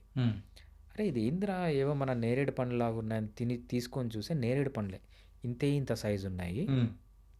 నోట్లో పెట్టుకొని తింటే మొత్తం ఒగరు తీపే లేదు, హ్మ్. మొత్తం ఒగరు బ్యూటిఫుల్ టేస్ట్. ఆమెను అడిగాను ఏంటమ్మా ఇవి నేరేడు పండ్లు అంటే, అవును సార్ నేరేడు పండ్లు నేను అడవిలోంచి తీసుకొని వచ్చాను. అవి మన ఒరిజినల్ పండ్లు. మన ఒరిజినల్ పండ్లు ఎలా ఉంటాయంటే గ్లూకోజ్ తక్కువ ఉండేది, ఫ్రక్టోజ్ తక్కువ ఉండేది, షుగర్స్ తక్కువ ఉండేవి, మంచి ఫైబర్ ఉండేవి, మంచి విటమిన్స్, మినరల్స్, మంచి ఫైటోకెమికల్స్ ఉండేవి. హుహు. దాన్ని మనం తీసుకొని వచ్చి హైబ్రిడైజ్ చేసి దాన్ని ఇంతింత సైజ్ చేసి దాంట్లో ఫైబర్ తీసేసి దాంట్లో గ్లూకోజ్ పెంచి ఫ్రక్టోజ్ పెంచి తీయగా చేసి తింటున్నాం. హ్మ్. That is bad for health. Okay. Okay. Fruit అనేది మనకు అడవిలో ఏ పండన్నా దొరికినప్పుడు దానికంటే బెస్ట్ ఇంకోటి లేదు. ఏదైతే మనిషి తెచ్చి దాన్ని హైబ్రిడ్ చేసి దాంట్లో సైజు పెంచి ఫైబర్ తీసేసి గ్లూకోజ్ పెంచి ఫ్రక్టోజ్ పెంచి దాంట్లో షుగర్స్ పెంచి తినడం అనేది చాలా అన్హెల్దీ థింగ్ అనమాట. ఓకే. అంటే మీరు ఈ లెక్కన చెప్తూ ఉంటే సో ఏ ఫ్రూట్ అనేది కూడా ఇప్పుడు తినేది కరెక్ట్ కాదు. సో 100%. యా తీసుకోకపోవడం మంచిది అని చెప్పేసి అంటున్నారా? 100%. యా సార్ అదెట్లా కుదురుతుంది sir? That is science. So మీరు తింటారా తినరా, మీకు నచ్చిందా నచ్చలేదనేది ఆ, దట్ సైన్స్ అంతే. ఓకే. అంటే ఇప్పుడున్న మనం తినే ఫుడ్స్లలో సో ఏది కరెక్ట్గా ఉందంటారు చెప్పండి? ఎవరు తినే ఫ్రూట్స్లలో మనం నార్మల్గా మనం Example. తీసుకునే నేను ఫుడ్స్లలో. చెప్తాను ఒక యా ఎగ్జాంపుల్. ప్లీజ్. మనం సిటీలో ఒక మనిషిని తీసుకుంటే పొద్దున తింటున్నాడు, మధ్యాహ్నం తింటున్నాడు, సాయంత్రం తింటున్నాడు, రాత్రి తింటున్నాడు. ఇన్ని రోజులు మిడ్ నైట్ బిర్యానీలు ఉన్నాయి, ఈ మధ్య ఎర్లీ మార్నింగ్ బిర్యానీలు అంట. రోజుకి 6 పూటలు తింటున్నాడు, రైట్? ఈ 6 పూటలు కాకుండా మధ్యలో టీలు, కాఫీలు, బిస్కెట్లు, బర్గర్లు, పిజ్జాలు అంటే 24 అవర్స్ తింటూనే ఉన్నాడు. తినేది మొత్తం కార్బోహైడ్రేట్, రైట్? ఈ కార్బోహైడ్రేట్తో పాటు ఒమేగా-6 ఫ్యాటీ యాసిడ్స్, ఆయిల్స్. మరి ఈ దీంట్లో మీరే చెప్పండి ఏది మంచిగా ఉందని. అంటే మీరు చెప్పండి సార్. అంటే Yeah. యాక్చువల్గా అంటే ఇప్పుడు మనం తినే దాంట్లో ఏది మంచిది లేదని చెప్తున్నా. ఏది మంచి లేదు, ఓకే. Right. కాకపోతే అది తీసుకోవడం అనేది కూడా ఎట్లా తీసుకోవాలనేది కూడా చెప్తే బాగుంటుంది కదా మీరు. సింపుల్. మనకు లైఫ్ స్టైల్ అన్నప్పుడు 5 ఇంపార్టెంట్ థింగ్స్ ఉంటాయి. Okay. First diet, right. Next sleep, next exercise, next stressless life, fifth అలవాట్లు స్మోకింగ్, ఆల్కహాల్. ఈ 5 తీసుకున్నప్పుడు మన హెల్త్ అనేది 80% మనం తీసుకునే డైట్ పైన డిపెండ్ అయి ఉంటుంది. ఓకే. మనం ఇంకా నిద్ర కానీ ఎక్సర్సైజ్ కానీ ఏదన్నా కానీ ఒక 20% ఎఫెక్ట్ అంతే. ఈ 80% డైట్ అనేది కొన్ని సింపుల్ చేంజెస్ చేయడం వల్ల మంచి ఎఫెక్ట్ అనేది వస్తుంది. ఓకే. ఫస్ట్ డైట్లో మనం చేసేది ఏంటంటే కార్బోహైడ్రేట్ని ఎంత వీలైతే అంత తగ్గియాలి. అంటే రైస్, కార్బోహైడ్రేట్ తగ్గియాలి. కార్బోహైడ్రేట్ ఏ గ్రూప్? 3 ఫుడ్ గ్రూప్స్లో ఉంటుంది. 3 ఫుడ్ గ్రూప్స్లో కార్బోహైడ్రేట్ ఉంటుంది. ఫస్ట్ ఫుడ్ గ్రూప్ని మనము షుగర్, జాగరీ, హనీ, తేనె, చక్కెర, బెల్లము. చాలామందికి అపోహ తెల్ల చక్కెర మంచి కాదు, బ్రౌన్ షుగర్ మంచిది అని. రెండు ఒకటే. తెల్ల చక్కెరలో ఉండేది సుక్రోజే, బ్రౌన్ షుగర్లో ఉండేది సుక్రోజే. అది మన కంటికి కనిపించేంత వరకే డిఫరెన్స్. బాడీలో పోయిన తర్వాత అది తెల్ల షుగర్ అయినా బ్రౌన్ షుగర్ అయినా బాడీకి సుక్రోజే, రెండు డేంజరస్. నెక్స్ట్ బెల్లంకి వద్దాం. కొంతమంది నల్ల బెల్లం మంచిది అంటారు, తెల్ల బెల్లం మంచిది. తెల్ల బెల్లంలో ఉండేది సుక్రోజే, నల్ల బెల్లంలో ఉండేది సుక్రోజే. బయట ఉన్నంత వరకే మన కళ్ళకే డిఫరెన్స్, బాడీలో పోయినాక అది మొత్తం సుక్రోజే. కాకపోతే చక్కెర కంటే బెల్లం అనేది ఇంకా బెటర్. సో దానివల్ల బాడీకి ఎలాంటి ప్రాబ్లం లేదు అని కూడా అంటుంటారు కదా. అది చాలా తప్పు. ఎవరు చెప్తారు? అది ఏ బాబానో లేకపోతే సోషల్ ఇన్ఫ్లుయెన్సరో చెప్తారు. ఏ సైంటిస్టు చెప్పాడు అట్లా. ఓకే, సైన్స్ మనం మాట్లాడుకున్నప్పుడు ఇదంతా ఒకటే, నో డిఫరెన్స్. చాలామందికి ఇంకోటి చెప్తారు, చెరుకుతో చేసిన బెల్లం కంటే ఈత బెల్లము, తాటి బెల్లము, టెంకాయ బెల్లము, ఖర్జూర బెల్లం ఇవన్నీ మంచిదండి. ఇక అన్నిట్లో ఉండే సుక్రోజే. బెల్లం, ఈత బెల్లం కానీ, తాటి బెల్లం కానీ, ఖర్జూర బెల్లం కానీ, టెంకాయ బెల్లం కానీ అన్నిట్లో సుక్రోజే. నల్ల బెల్లం కానీ, తెల్ల బెల్లం కానీ అన్నీ సుక్రోజే. ఇదంతా ఫస్ట్ ఫుడ్ గ్రూప్. దీంతో పాటు తేనె, నేచురల్ తేనె మంచిది, ఆర్టిఫిషియల్ తేనె ఇదంతా సుక్రోజే ఉంటుంది. సో మనము తేనె కానీ, బెల్లం కానీ, చక్కెర కానీ ఏదైతే అంటామో ఫస్ట్ ఫుడ్ గ్రూప్ మనము మన లైఫ్లోంచి తీసేయాల్సింది. ఓకే. షుగర్స్ అన్నీ తగ్గియాలి. నెక్స్ట్ వచ్చి సీరియల్స్ అండ్ మిల్లెట్స్ అంటామన్నమాట. హ్మ్. సీరియల్స్ అండ్ మిల్లెట్స్ అంటే రైస్, వీట్, మెయిజ్, జావరు, బాజర, రాగి, జొన్నలు, సద్దలు, బియ్యము, అరికెలు, కొర్రలు ఏవైతే ఈ చిరుధాన్యాలు అంటాం, పిండి పదార్థం ఏమంటామో ఇదంతా ఒకటే. హ్మ్. వైట్ రైస్ లో ఎంత కార్బోహైడ్రేట్ ఉంటుందో బ్రౌన్ రైస్లో కూడా ఆల్మోస్ట్ అంతే ఉంటుంది. అదేంటి సార్? యా చూడండి, నా మాట నమ్మరు కదా. So what is the carbohydrate percentage off white rice అని కొట్టండి, బ్రౌన్ రైస్ అని కొట్టండి. వైట్ రైస్లో 78% వస్తుంది, బ్రౌన్ రైస్లో 76% వస్తుంది. 1 or 2%లో ఏం డిఫరెన్స్ ఉంటుంది? హ్మ్. ఏముండదు. కాకపోతే మరి డిఫరెన్స్ ఏంటి వైట్ రైస్‌కి అండ్ బ్రౌన్ రైస్‌కి? వైట్ రైస్లో కొంచెం ఫైబర్ తక్కువ ఉంటుంది, బ్రౌన్ రైస్లో కొంచెం ఫైబర్ ఎక్కువ ఉంటుంది. ఓకే. ఓకే. ఓకే. ఫైబర్ వల్ల ఈ వైట్ రైస్లో బ్రౌన్ రైస్లో ఉన్న ఫైబర్ లో వచ్చే లాభాల కంటే దాంట్లో కార్బోహైడ్రేట్లు వల్ల వచ్చే నష్టాలు చాలా ఎక్కువ. హుహు. సో ఫైబర్ అనేది నెగ్లిజబుల్. ఓకే. అవే కాదు, మీరు కొర్రలు తీసుకోండి, అండు కొర్రలు తీసుకోండి, అరికెలు, సాములు ఏవన్నా తీసుకోండి, హ్మ్. ఇంట్లో అరౌండ్ 65 to 70% కార్బోహైడ్రేట్ ఉంటుంది. ఓకే. ఏం డిఫరెన్స్ లేదు. కొర్రలైనా, అండు కొర్రలైనా, లేకపోతే రాగులైనా, జొన్నలైనా అన్నీ ఒకటే. ఇవంతా సీరియల్స్ అండ్ మిల్లెట్స్ అంట. హ్మ్. ఇవి ఎంత తక్కువ తింటే మనిషి అంత హెల్దీగా ఉంటాడు. థర్డ్ ఫ్రూట్ గ్రూప్ వచ్చి ఫ్రూట్స్. ఫ్రూట్స్లో కూడా మొత్తం సుక్రోజే, మనం ఇప్పుడే డిస్కస్ చేస్తాం. సో షుగర్స్, జాగరీ, హనీ, హ్మ్. సీరియల్స్, మిల్లెట్స్, తర్వాత ఫ్రూట్స్ కన్నా పక్కన పెట్టేయడం ఫస్ట్ మనిషి చేయాల్సిన పని.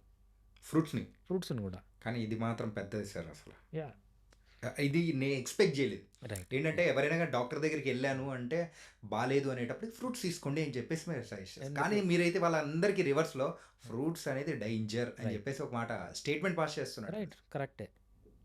ఓకే. యా సో నాకు తెలుసు చాలామంది కామెంట్స్ పెడతారని, but I know. Okay. Okay, fruits మనం ఏది ఫ్రూట్స్ తినాలి, ఏ ఫ్రూట్స్ తినకూడదని చెప్పుకున్నాం. నెక్స్ట్ ఫుడ్ గ్రూప్ వచ్చి ఆయిల్స్. హ్మ్. ఆయిల్స్లో మనం స్టాప్ చేయాల్సింది omega-6 ఫ్యాటీ యాసిడ్స్. హ్మ్. omega-6 ఫ్యాటీ యాసిడ్స్ దేంట్లో ఉంటాయంటే విత్తనాలతో తయారు చేయబడిన ఆయిల్స్. హ్మ్. విత్తనాలతో ఏమేమి ఆయిల్స్ తయారు చేస్తారు? Sunflower, safflower, rice bran oil. ఏవైతే omega-6 ఫ్యాటీ యాసిడ్స్ ఎక్కువ ఉంటాయో అవన్నీ స్టాప్ చేయాలి. ఎందుకంటే దీస్ ఆర్ హైలీ ఇన్ఫ్లమేటరీ. హ్మ్. ఇవి ఏం చేస్తాయంటే హార్ట్ అటాక్స్ కానీ, మోకాళ్ళు అరిగిపోవడం కానీ, మీ ఏజ్ను క్విక్ చేస్తాయన్నమాట. ఏజ్ అయ్యే కొద్దీ వచ్చే డిసీజెస్ని త్వరగా తెప్పిస్తాయి hmm. Oils. omega-6 fatty acids తగ్గియాలన్నమాట. హ్మ్. ఈ రెండు గన చేస్తే డైట్లో కార్బోహైడ్రేట్స్ తగ్గించడం, omega-6 ఫ్యాటీ యాసిడ్స్ తగ్గించడం గన చేస్తే ఆల్మోస్ట్ మిగిలినవన్నీ తినచ్చు మీరు ఇంకా. ఓకే. ఓకే, మనం తినాల్సినవి ఏమంటే మంచి ఆకుకూరలు. ఒక బకెట్ ఆకుకూరలు, బకెట్ కాయగూరలు తినండి, ఏం ప్రాబ్లం లేదు. హ్మ్. మంచిగా మీట్ తినండి, అన్ని రకాల meat, chicken, mutton, beef, pork, ఇంకా చైనా వాళ్ళు తినేవి, కొరియా వాళ్ళు తినేవి ఏమన్నా తినచ్చు. Hmm. Those are all healthy. Okay, but ఆర్గానిక్గా వచ్చి ఉండాలన్నమాట. కానీ మీరు మాత్రం కొంచెం డిఫరెంట్‌గా చెప్తున్నారు సార్. ఏంటంటే ఆ, ఈ నాన్ వెజ్ ఇయన్నీ ఐటెమ్స్ తీసుకోవడం వల్ల దాంట్లో కూడా ఫ్యాటీ లివర్ వచ్చే అవకాశాలు ఉంటుంది.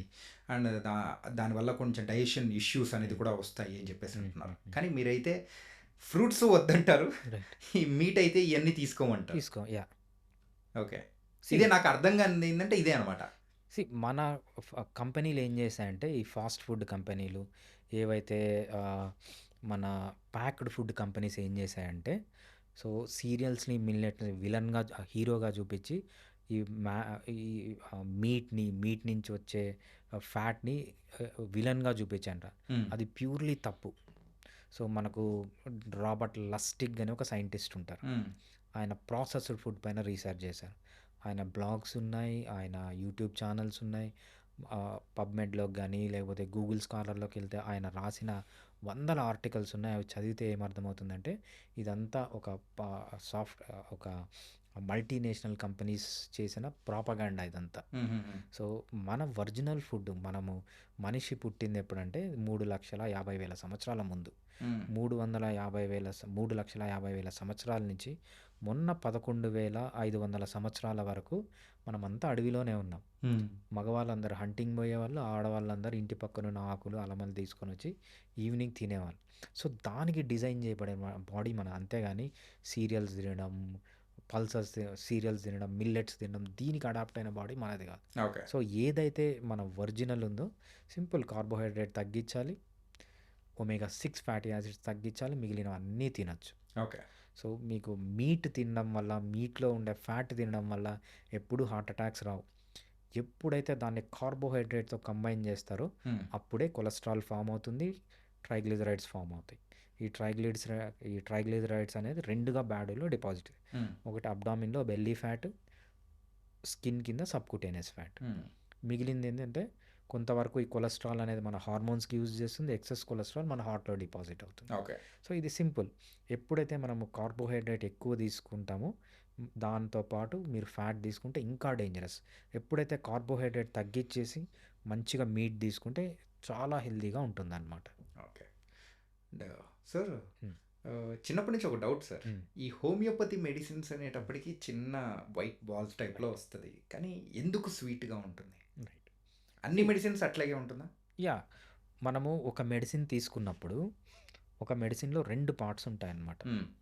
ఒకటి యాక్టివ్ ఇంగ్రీడియంట్ అంటాం, ఒకటి ఎక్సిపియంట్ అంటాం అనమాట. యాక్టివ్ ఇంగ్రీడియంట్ అంటే ఏదైతే సబ్స్టెన్స్ ఉందో అది మన బాడీలో ఫార్మకలాజికల్ యాక్షన్ని ట్రిగర్ చేస్తుందో, క్యూర్ చేయడానికి కానీ, ప్రివెంట్ చేయడానికి కానీ, లేకపోతే రిలీవ్ చేయడానికి కానీ, లేకపోతే సైడ్ ఎఫెక్ట్స్ తెప్పియడం కానీ, ఏదైతే మందు పనిచేస్తుందో దాన్ని ఏమంటామంటే యాక్టివ్ ఇంగ్రీడియంట్ అంటాం అనమాట. ఓకే. యాక్టివ్ ఇంగ్రీడియంట్తో పాటు ఒక మెడిసిన్లో ఎక్సిపియంట్ అని ఉంటుందన్నమాట. ఎక్సిపియంట్ అంటే ఏంటంటే ఈ మెడిసిన్ని సపోర్ట్ చేస్తుంది. ఏ విధంగా సపోర్ట్ చేస్తుందంటే మెడిసిన్ని డిస్ట్రిబ్యూట్ చేయడానికి, లేకపోతే మెడిసిన్ని పట్టుకొని ఉండడానికి, లేకపోతే మెడిసిన్ని ఈజీగా తీసుకోవడానికి, మెడిసిన్ ఈజీగా అబ్జర్వ్ కావడానికి చేసే ఎక్స్ట్రా పని. ఏదైతే మెడిసిన్ అనేది మెయిన్, దాంతోపాటు ఏదైతే ఎక్స్ట్రా పని చేస్తుందో సపోర్ట్స్ ద మెడిసిన్, దాన్ని ఎక్సిపియంట్ అంటాం అనమాట. మనం హోమియోపతిలో తీయగా ఉంటుంది అనేదంతా ఎక్సిపియంట్. ఎక్సిపియంట్ అంటే ఏంటంటే హోమియోపతిలో మనం డిఫరెంట్ టైప్ ఆఫ్ ఎక్సిపియంట్స్ వాడతాం. ఫస్ట్ది ఏంటంటే సుక్రోజ్ అంటాం. సుక్రోజ్ అంటే ఏం లేదు, కేన్ షుగర్. మన చక్కెర ఉందా, ఆ చక్కెరే అదనమాట. చక్కెర పైన మనం యాక్టివ్ ఇంగ్రీడియంట్ వేసుకొని లోపలికి తీసుకుంటున్నాం. అదేవిధంగా ఇంకో మెడిసిన్ వస్తుంది అన్నమాట. అది కొంచెం టాబ్లెట్ లాగా ఉంటుంది, శుద్ధ ముక్క లాగా ఉంటుంది. ఇది సుక్రోజ్ అయితే అది లాక్టోజ్. ఓకే. సుక్రోజ్ అనేది మనము కేన్ షుగర్ నుంచి వస్తుంది, షుగర్ కేన్ నుంచి వస్తుంది. లాక్టోజ్ అనేది కౌ మిల్క్ నుంచి వస్తుంది. అది కూడా ఒక ఎక్సిపియంట్, మెడిసిన్ లోపలికి పోవడానికి పనిచేస్తుంది. అదేవిధంగా మనం హోమియోపతిలో ఇంకా కామన్గా యూజ్ చేసేది ఏంటంటే వాటర్ యూజ్ చేస్తాం. వాటర్లో కూడా మెడిసిన్ కలిపి తీసుకుంటాం. ఓకే. ఆల్కహాల్ యూజ్ చేస్తాం. ఆల్కహాల్ మనము డైల్యూషన్స్ అంటాం చూసారా, ఆ డైల్యూషన్స్లో కూడా ఆల్కహాల్ ఉంటుంది. సో మీరు చెప్పిన sucrose, lactose, alcohol, water, these are the common excipients used in homeopathy. అంటే ఇప్పుడు మన హోమియోపతి మెడిసిన్ ప్రతి ఒక్క దాంట్లో కూడా ఆల్కహాల్ కంటెంట్ అనేది కూడా ఉంటుందా? ఆల్కహాల్ అనేది ఎక్సిపియంట్. ఈ ఆల్కహాల్లోనే యాక్టివ్ ఇంగ్రీడియంట్ కరిగి ఉంటుంది. ఓకే. అది యాక్టివ్. ఈ ఎక్సిపియంట్లు 4 హోమియోపతి మెయిన్గా, వేరేవి కూడా ఉన్నాయి, బట్ 99% ఆఫ్ ది మెడిసిన్స్లో ఇవే ఉంటాయి. ఫస్ట్ సుక్రోజ్, మీరు చూసే వైట్ గోళీలు ఉంటాయి చూసారా, దాన్ని సుక్రోజ్ అంటాం అనమాట. కొన్ని ట్యాబ్లెట్స్ లాగా ఉంటాయి, అది అంత స్వీట్ ఉండదు, శుద్ధ ముక్కలాగా ఉంటుంది. ఓకే. అది లాక్టోజ్, అంటే పాల నుంచి వస్తుంది. ఫస్ట్ది షుగర్ కేన్ నుంచి వచ్చింది. ఆల్కహాల్ కూడా యూజ్ చేస్తాం. ఆల్కహాల్లో కూడా మెడిసిన్ కలిపి తీసుకుంటాం అనమాట. డ్రాప్స్ పడుతుంది మొత్తం ఆల్కహాల్, దాంట్లో వాటర్ కూడా కలుపుతారు ఒక్కొక్కసారి. సో మనం హోమియోపతిలో ప్యూర్ ఆల్కహాల్ యూజ్ చేయము, ఆక్వా ఆల్కహాల్ అంటాం అనమాట. ఆల్కహాల్, వాటర్ రెండు కలిపింది మనకి ఎక్సిపియంట్ లాగా యూజ్ చేస్తుంది. ఎక్సిపియంట్ ఎందుకంటే ఆ మందు స్టెబిలిటీ కోసం, మందును బాగా డిస్ట్రిబ్యూట్ చేయడం కోసం, మందుని బాగా అబ్జర్వ్ చేయడం కోసం వేరియస్ యూజెస్ ఈ మెడిసిన్స్కి ఉన్నాయన్నమాట. అంటే ఈ ఎక్సిపియంట్స్కి ఉన్నాయి. Those are not the active ingredients, they support active medicine. Okay. ఈ the final question sir this podcast ఏంటంటే, ఎప్పుడైనా కానీ ఈ హోమియోపతి మెడిసిన్స్ తీసుకునేటప్పుడు ఈ పథ్యం ఉండాలి, లేకపోతే అది ఉండాలి, ఇది ఉండాలి అని చెప్పేసి ఏమి చెప్పరు యూజువల్గా, నాకు తెలిసినంత come to my knowledge. So ఎందుకు ఇలా చెప్పరు అంటే, వేరే దానిలోకైతే ఉంటుంది, కొన్ని మెడిసిన్స్ అయితే అలోపతి విషయానికి వచ్చేటప్పటికి తినక ముందు వేసుకోవాలి అని అంటారు, లేకపోతే ఇన్ని హవర్స్ తర్వాత వేసుకోవాలి అని అంటారు. కానీ హోమియోపతికి వచ్చేటప్పటికి ఇది ఇప్పుడు నాకు సజెస్ట్ చేశారు, నేను వేసుకుంటా, పొరపాటున పక్కన వాళ్ళు వేసుకున్నా కానీ ఏం కాదు అని చెప్పేసి అని అంటారు కదా. ఎందుకు ఇలాగ హోమియోపతిలో? రైట్. ఇక్కడ 2 క్వెషన్స్. హోమియోపతి మెడిసిన్స్ ఏసుకునేటప్పుడు ఏమన్నా పథ్యం ఉండాలా అనేది ఫస్ట్ క్వెషన్. యాహ్! సో, మనకు డైట్ అనేది ఏదన్నా మనం తీసుకోవాల్సిన ప్రికాషన్స్ అనేవి 3 రకాలుగా ఉంటాయి. ఓకే. ఒకటి జనరల్‌గా ఇర్రెస్పెక్టివ్ ఆఫ్ మెడిసిన్ ఏదన్నా మీరు జనరల్‌గా హెల్తీగా ఉండాలంటే కొన్ని పాటించాలి. ఏంటి? కార్బోహైడ్రేట్ ఎక్కువ తినొద్దు. ఒమేగా 6 ఫ్యాటీ యాసిడ్స్ ఎక్కువ తినొద్దు. మంచిగా నిద్రపో. ఎక్సర్సైజ్ చెయ్యి. ఇవన్నీ general. Irrespective take homeopathy or not అది సెపరేట్ అనమాట. 2 డిసీజ్‌కి సంబంధించింది. షుగర్ ఉన్న డయాబెటీస్ ఉన్న వాళ్ళని ఎక్కువ షుగర్లు తినొద్దు అంటారు. రైట్? అది డిసీజ్‌కి సంబంధించిన డైట్ ఒకటి ఉంటది. ఓకే. థర్డ్ డైట్ ఏంటంటే ఈ మెడిసిన్ తీసుకునేటప్పుడు ఏమన్నా డైట్ చేయాలా? యాక్చువల్‌గా చెప్పాలంటే హోమియోపతి మెడిసిన్స్ తీసుకునేటప్పుడు ఎటువంటి డైట్ రిస్ట్రిక్షన్స్ లేవు. యాహ్! అలోపతిలో ఏం చేస్తారంటే ఈ మెడిసిన్ అన్నంకు ముందు వేసుకో, లేకపోతే అన్నం తిన్న తర్వాత వేసుకో. హోమియోపతిలో ఎప్పుడు అలా లేదు. అన్నం తినక ముందు వేసుకోవచ్చు, అన్నం తిన్న తర్వాత వేసుకోవచ్చు, అన్నం తినకుండానే పరగడుపుతో వేసుకోవచ్చు, ఫాస్టింగ్ చేసేవాళ్ళు కూడా వేసుకోవచ్చు. అటువంటివి ఏం సంబంధం. ఒక్క కండిషన్ ఉంది. మనము ఒక్కొక్కసారి కాన్స్టిట్యూషనల్ ట్రీట్మెంట్ అని ఇస్తామన్నమాట. ఓకే. ఆ కాన్స్టిట్యూషనల్ ట్రీట్మెంట్ ఇచ్చినప్పుడు మనము 1 or 2 డోసెస్ ఆఫ్ మెడిసిన్ ఇస్తాం. ఆ 1 or 2 డోసెస్ ఆఫ్ మెడిసిన్ మనకు నానో పార్టికల్స్ ఉంటాయి కాబట్టి ఆ నానో పార్టికల్స్ని మనం వేసుకునేటప్పుడు డిస్టర్బ్ చేస్తాయి ఆ నానో పార్టికల్ యాక్షన్ అని చెప్పి మనం ఏం చేస్తామంటే కొన్ని 1 or 2 డేస్ ఈ మెడిసిన్ వేసుకున్నప్పుడు మేబీ రోజుకు ఒకసారి ఇవ్వచ్చు, 2 సార్లు వేయచ్చు, 3 సార్లు వేయచ్చు. ఈ మెడిసిన్ వేసుకునే 20 మినిట్స్ ముందు, 20 మినిట్స్ తర్వాత ఏం తినద్దు, తాగద్దు. దట్టు 1-2 రోజులు మాత్రమే. 3వ రోజు నుంచి నార్మల్గా ఉండదు. నార్మల్. ఆ 2 రోజులు స్ట్రాంగ్ స్మెల్స్ కానీ లేకపోతే పచ్చి ఆనియన్ కానీ ఓకే. ఏవైతే ఈ నానో పార్టికల్స్ని డిస్టర్బ్ చేసే కెపాసిటీ ఉంటుందో యాహ్! వాటిని ఒక 1 to 2 డేస్ స్టాప్ చేయమంటాం తప్పితే అంతకు మించి ఇంకా ఏమీ రెస్ట్రిక్షన్స్ హోమియోపతిలో లేవు. Okay. Okay. So nice sir. And homeopathy గురించి చాలామందికి కూడా తెలియని విషయాలు కానీ అండ్ కొత్త విషయాలు వేరే డాక్టర్ల దగ్గర నుంచి వినలేనిది మీ దగ్గర విన్నది కూడా బోల్డ్ అని ఉన్నాయి ఈ పాడ్కాస్ట్ ద్వారా. సో లెట్స్ సీ పీపుల్ ఎలా రియాక్ట్ అవుతారు అనేది కూడా. So thank you so much Bharadwaj గారు. సో బోల్డ్ అని విషయాలు అనేది కూడా షేర్ చేసుకున్నందుకు థ్యాంక్ యూ. యా, థ్యాంక్స్ అండి. And don't forget to subscribe to iDream. And for more videos, Please subscribe to iDream. Please subscribe to iDream. Please subscribe iDream. And please subscribe to iDream. For more videos, subscribe to iDream. please like, share and subscribe to the channel. Congratulations, iDream. Subscribe to iDream. Subscribe to iDream. So subscribe to iDream Media. iDream ki iDream team అందరికి huge congratulations. Please subscribe iDream Media. Please subscribe to iDream. Subscribe iDream. Please subscribe to iDream. iDream అంటే నా కళల channel subscribe చేసుకున్న నోరు తిరుగుతలేదు, మీరైతే గంట గుర్తు కొట్టండి. For more such videos, please subscribe to iDream. Subscribe to iDream. Please subscribe to iDream. Please subscribe iDream Media. Please do subscribe to iDream. Please subscribe to iDream Media. For best entertainment and information, please subscribe iDream.